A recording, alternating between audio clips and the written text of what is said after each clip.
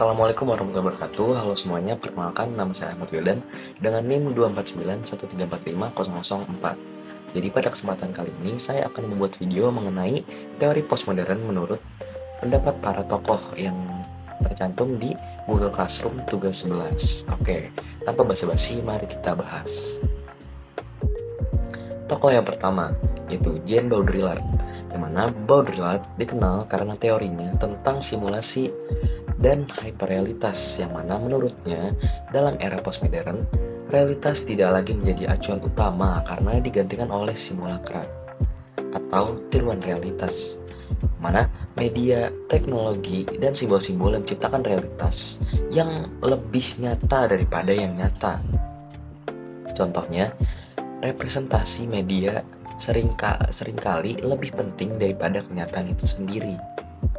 Tokoh yang kedua, Jacques Derrida.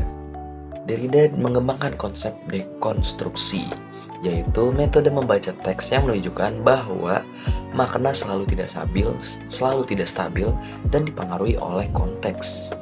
Ia menentang ide hierarki dalam teks, misalnya oposisi biner seperti benar atau salah, hadir atau absen, dan menunjukkan bahwa makna tidak pernah final atau tunggal. Tokoh yang ketiga, Michel Foucault, yang mana Foucault fokus pada relasi kekuasaan dan pengetahuan. Ia berpendapat bahwa kebenaran bukanlah sesuatu yang universal, melainkan konstruksi sosial yang dipengaruhi oleh kekuasaan.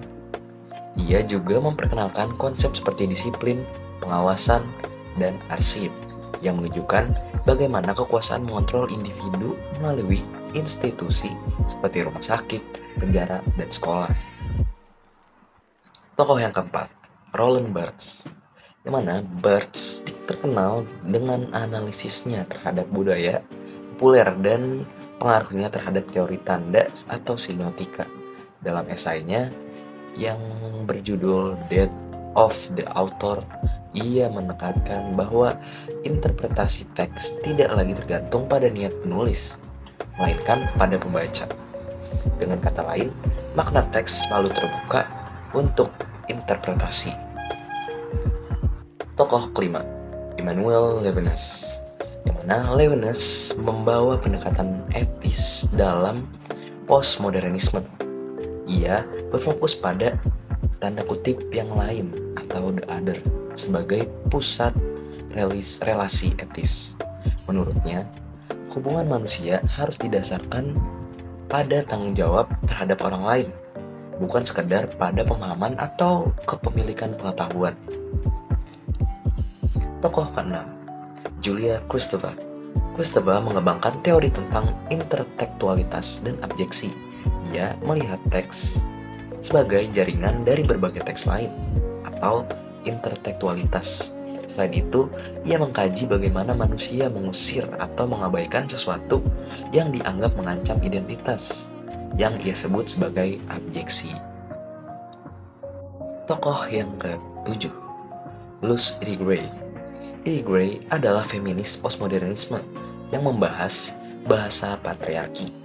Ia mengkritik cara bahasa tradisional, memarginalkan perempuan, dan menyarankan cara-cara baru berbicara dan berpikir yang lebih inklusif terhadap pengalaman perempuan. Tokoh ke-8, Gilles Deleuze.